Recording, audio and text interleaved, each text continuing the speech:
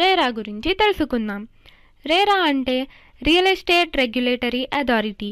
Real ఎస్టేట్లో జరుగుతున్న ఫ్రాడ్స్ని తగ్గించడానికి మరియు ఎవరూ మోసపోకుండా ఉండడానికి గవర్నమెంట్ ఆఫ్ ఇండియా రేరాని ఇంప్లిమెంట్ చేసింది.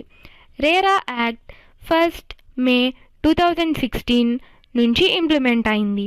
రేరా రిజిస్ట్రేషన్ ఎవరికి అవసరమో తెలుసుకుందాం.